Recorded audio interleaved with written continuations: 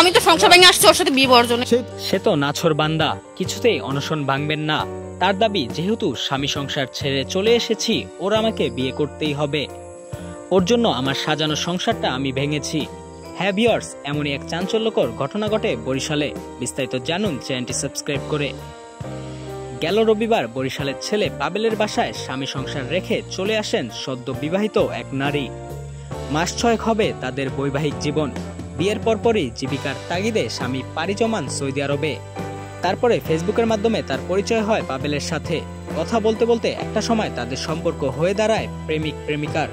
মেয়ের দাবি, আমাদের সম্পর্ক শুধুমাত্র প্রেমিক প্রেমিকার গণ্ডিতে থেমে থাকেনি, আমাদের সাথে একাধিকবার শারীরিক সম্পর্ক হয়েছে। স্বামী প্রবাসে থাকার সুবাদে একাধিকবার আমাকে নিয়ে আবাসিক হোটেলে রাত্রি যাপন করেছিল পাবেল। কিন্তু এখন পাবেল আমাকে ছেড়ে পালিয়ে বেড়াচ্ছে, আমাকে বিয়ে করতে নারাজ। কিন্তু মেয়েটি ছাপ ছাপ জানিয়ে দিয়েছে পাবেলকে আমাকে বিয়ে করতেই হবে। কয়দিন পালিয়ে বেড়াবে?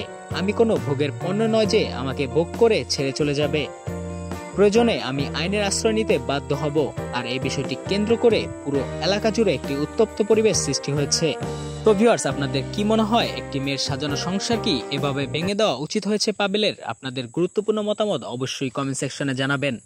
আর এরকম এক্সক্লুসিভ আপডেট সবার আগে পেতে এখনই